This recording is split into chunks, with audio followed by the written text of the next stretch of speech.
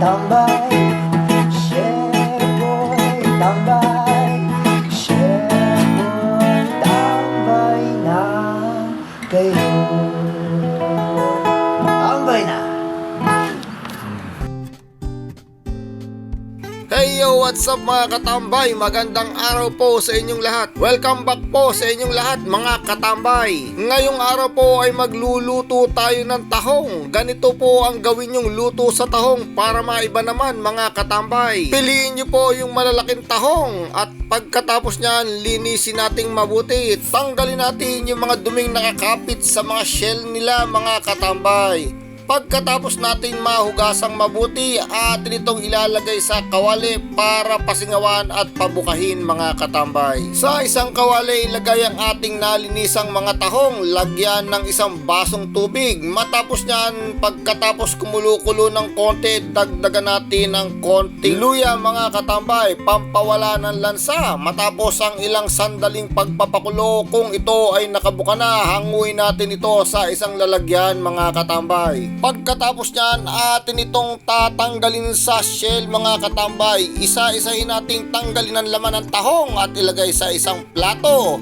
Igagayak natin ito para sa ating gisahang magaganap mga katambay. Pagkatapos nating mabalatan o makuhang lahat ang ating laman ng tahong sa mga shell nito, igagayak na natin ang mga rekado.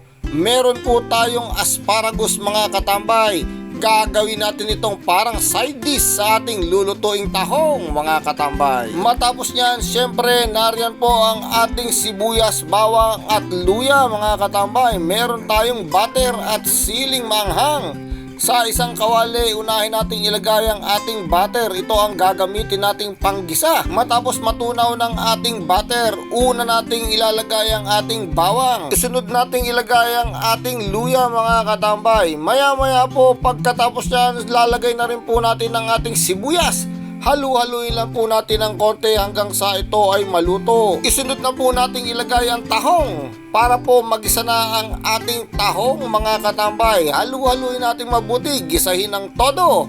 Pagkatapos niyan, lalagyan natin ng konting toyo mga katambay. Pampalasa, pampaganda ng kulay. Pagkatapos, nariyan din po ang oyster sauce. Halu-haluin din po natin ng konti. Huwag po nating pababayaang matuyo ng gusto. Kailangan pong halong-halong ng todo para po masarap ang kalabasan nito. Sigurado pong napakasarap na naman ang ulam namin mga katambay. Huwag niyong kakalimutang budburan ng pamintang durog habang kumukulo-kulo ito. Lagyan din ng konting powder seasoning, pampalasa, pampalinamnam. Kasunod niyan mga katambay, ilagay na natin ang ating asparagus. Sandaling oras na lang po ay maluluto na ito. Pagka nailagay na po ang asparagus, lagyan na ng pampaanghang. Kayo na po ang bahalang magdagdag kung kayo'y nakukulangan. Maya-maya po'y natuyo na ng gusto yata mga katambay. Parang inadobo style na. At hinango na po. Ayan na po sa harapan nyo't napakaganda. Nakakatakam, nakakagana. Siguradong ubos na naman ang kanin ito mga katambay. Muli po mga katambay, kung ninyo pong nagustuhan ang aming ulam ngayong araw, huwag nyo pong kakalimutang mag-follow, mag-share, mag-like at mag-comment sa aming Facebook page. Ang inyong nakatambay na chef, Chef Boy Tambay.